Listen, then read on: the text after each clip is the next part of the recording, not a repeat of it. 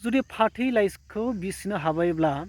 बै हाबायाव जे होयो फोरमान लाइसिखौबो बै रायजो राजाफ्रा बे रायजोनि गेजेरावनो जेब्ला फाथैलाइ बिसियो अब्लानो माने बेबो मैलु गैला होननानै बिसिनो हानाय जानांगोन नङाब्ला बै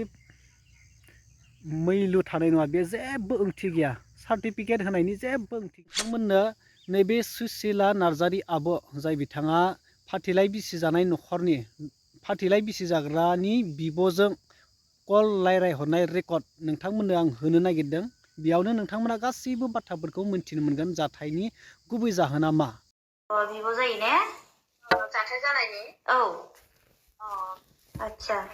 ओमफ्राय दा बियो न'आव दंहैसै ने दायो माने न'आव लाबोना दोनफैबाय जोंहा औ दा न'आव मैया मोनफैबाय आरो औ ओमफ्राय जाथाया मा जानायमोन जाथाया माने हौवाया माने बेलेग हिनजाव गोसो थोयो सानै साथाम आच्छा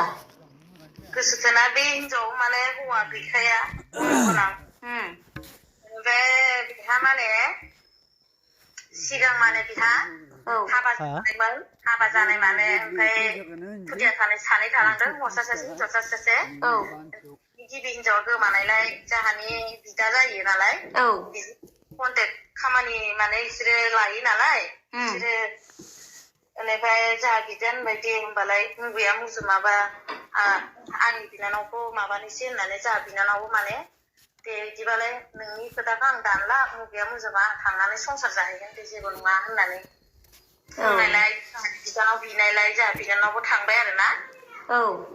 बेनिफ्राय थांनानै मोजां रायजो जाबाय ओमफ्राय जेला डिलिभारि केस जाबाय डिलिभारि केस थानायनिफ्रायनो जोंहा बिनानावखौ माने सैला आच्छा ओमफ्राय खै बोसोर जाखो ओरैनो हाबा जानाया खै बोसोर जाखोमोन बोसोरनैल'सो बोसोरनै ओमफ्राय गथ'आ खै बोसोर जाखो दायो गथ'आ 6 मासाव हाबबाय हौवासा ना हिनजावसा हिनजावसासो आयै सनाले ओमफ्राय दा माने बिदि जाबाय ओमफ्राय दाना बेजों माने रिलेशनशिप थाबाय बै हिनजावजों थानायाव माने बे हिनजावजों फैसा थाखा हैबाय थायो जोंहा बिनानावा माने डिलिभारि केसाव नायफिनला नालाय बेयाव नायफिनाबा बोरै आङो थागोन आं न'आवनो थांनानै देहाखौ फाहामनानै हामबाथाय न'आव फैफिनसै होननानै माने हौवाया गावनो दोनफैबाय आरो ना न'आव दोनफैनानै जोङो सिजारिं खालामो बेयावबो माने खबर गैया जै दोनफैबाय खबर गैया फन गैया फैसा थाइसे हराखै जोंनो न'निफ्रायनो जोङो थाखा फैसा खरसा खालामनानै सिजारिं खालामबाय मा खालामबाय गथ'खौ एसे फेदेरना हरबाय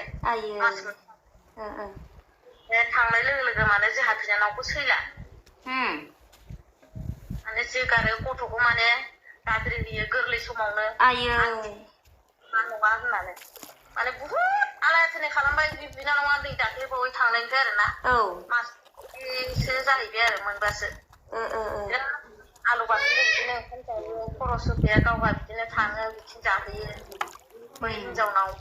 गोथाव फैयो बेनिफ्राय बिजावजालिनो मालाबा माइरं गैयाबा ओंख्रि गैयाबा बिजावजालि गेदेरनाव जाहैयो गावनि फिसालाबो जाहैयो ओमफ्राय मालाबा बिदिनो ना गोरान एसे आलु आधा केजि बिदि पियास पवासे बिदि बायनानै बिदिनो बाथोन जायो आरो बिसोरो बिनानावा होनहरबाय आरो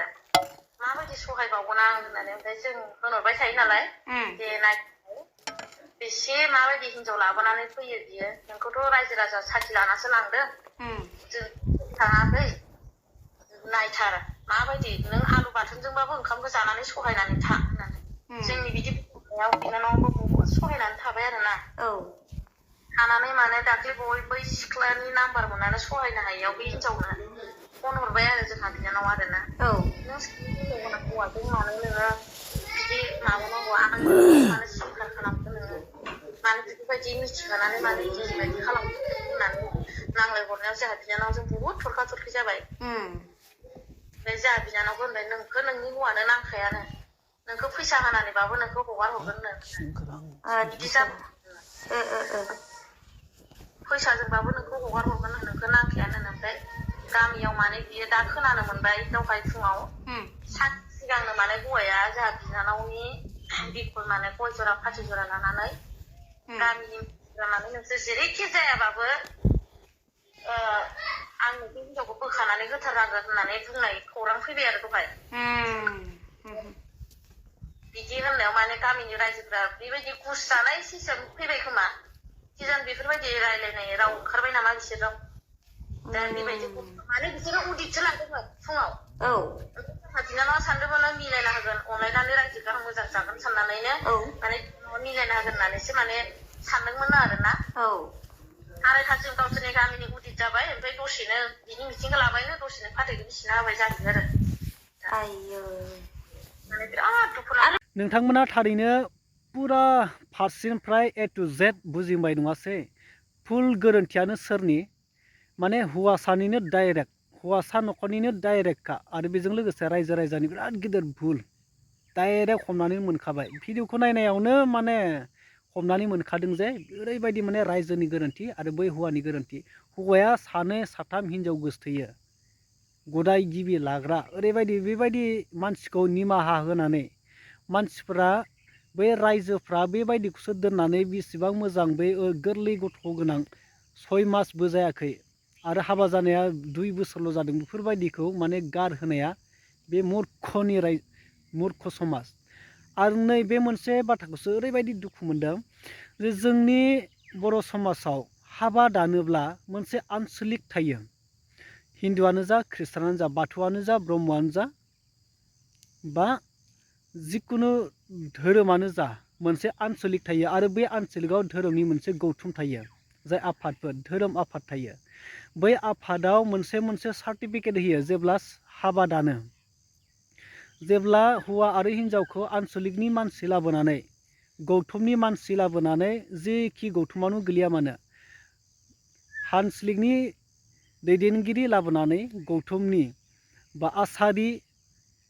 दौरि लाबोनानै हाबाखौ दानानै होयो बाथौ धोरोमारिफोरा बेवहाय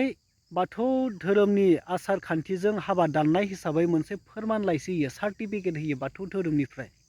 नैबे सार्टिफिकेटखौ जुदि मैलो होनो रोङाब्ला बे सार्टिफिकेट होनायनि बा बाथौ धोरोमनि आसार खान्थि नेम नितिजों हाबा दानना होनायनि मा मुलाम्फा जाखो